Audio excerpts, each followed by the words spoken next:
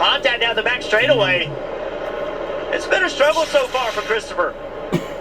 He was wanting just a clean, easy race, but he has not got it. And where he's sitting here right now, he is not going to get stage points in this first stage.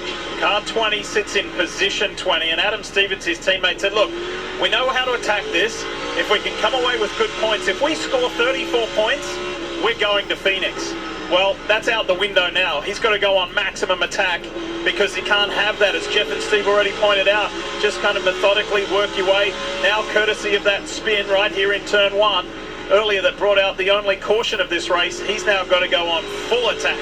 His teammate, Denny Hamlin, who started at the back of this field, is already up to 15th place.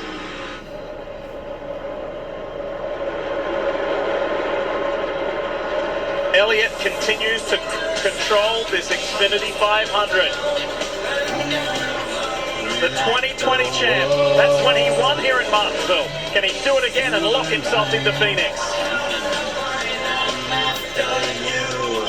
As far up as Noah's been able to be on him so far. Hey Stevie, how about this? See that bright green Benabone 34, Michael McDowell behind? You're an industry veteran.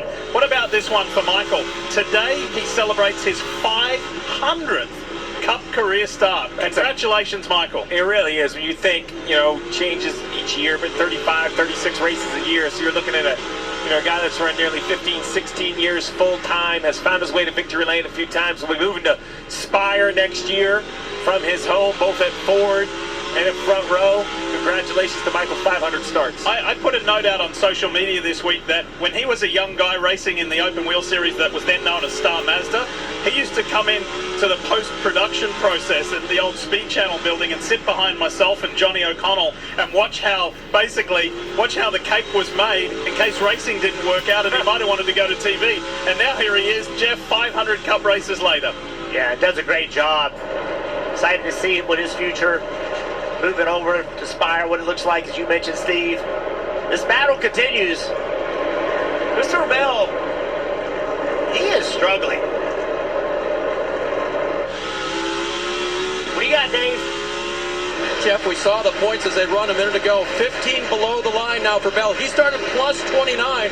When asked his crew chief Adam Stevens about that this morning, he said, nothing is safe here, and boy, it wasn't. Brought up the first caution when he spun. In practice and qualifying, that car was too tight, wouldn't turn, and guess what? That spin, he was way too loose, so perhaps over-adjusted to start the day. Now Christopher Bell has to dig himself out of a deep hole. 10 to go.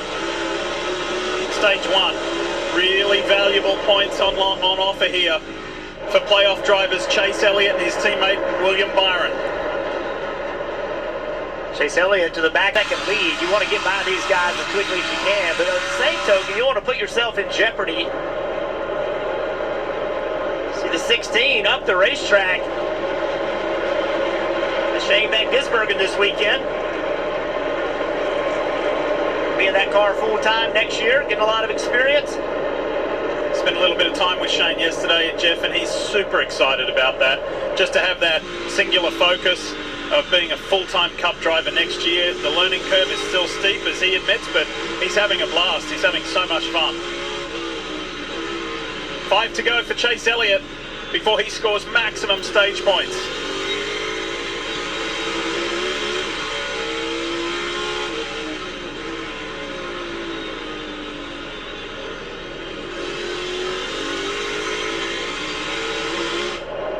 Talked about the struggles of Bell, but the opposite for William Byron. This stage has been exactly what he wants.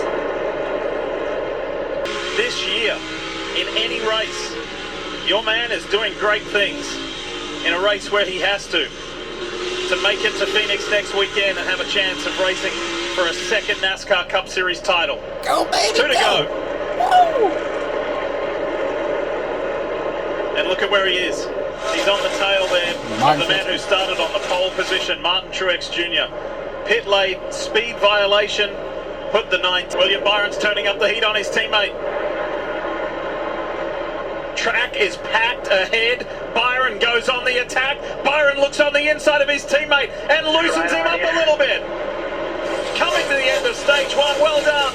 The Hendrick Motorsports drivers, maximum points to Chase Elliott as Alan Gustafson says, yep, that's the way to do it. That's the way we wanted to start.